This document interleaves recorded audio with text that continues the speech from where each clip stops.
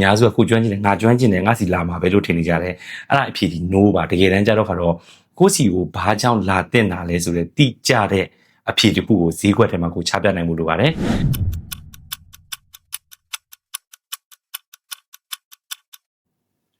စီးပွားရေးလုပ်ငန်းတွေကိုကြာရှုံးစေတဲ့အချက်နံပါတ်4ဒီချက်တော့ဗာလဲဆိုလို့ရှိရင်အများစုကကိုယ့်ရဲ့ကျွမ်းကျင်မှုဒါမှမဟုတ်ကိုယ့်ရဲ့အတွေ့အကြုံမှုမူတည်ပြီးတော့စီးပွားရေးကိုစလုပ်တယ်တခုတတိထားမှာဗာလဲဆိုဈေးကွက်ထဲမှာကိုတယောက်တည်းမဟုတ်ဘူးကိုလို product ကိုလို service တွေရောက်နေကိုတယောက်တည်းမဟုတ်ဘူးအဲ့တော့ပြိုင်ဆိုင်မှုတွေဒီလိုများနေတဲ့ခေတ်ကြီးထဲမှာဘာလိုအပ်လာလဲဆိုလို့ရှိရင် unique selling point လို့ခေါ်ပါတယ် unique selling point ဆိုတာဗာလဲဆိုလို့ရှိရင်ကိုယ့်စီမှာပဲ unique ဖြစ်နေတဲ့အရာတစ်ခုပေါ့နော်ဘယ်လိုမျိုးပြောပြလို့ရလဲဆိုလို့ရှိရင်ဒီဟာလေးကိုသိကျင်တယ်ဆိုလို့ရှိရင်တော့ဘယ်လိုပြောမလဲဆိုရင်လုပ်ငန်းတူတွေအများကြီးရှိတယ်ပေါ့နော်ဥပမာဆိုတော့ကိုကကား workshop ဖွင့်နေဆိုရင်ကား workshop တွေအများကြီးထဲမှာ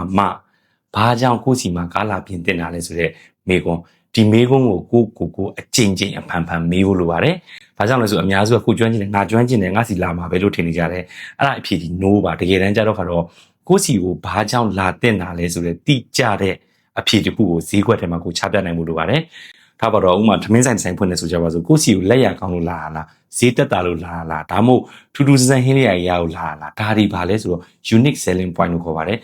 ဒီဗီဒီယိုကြည့်နေမိတ်ဆွေနေလည်းကိုယ့်ရဲ့ product တွေ service တွေမှာ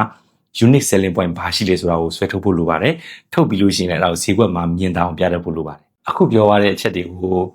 ပြင်ဆင်နေတယ်ဆိုလို့ရှိရင် SIR ကိုလာခဲ့ပါ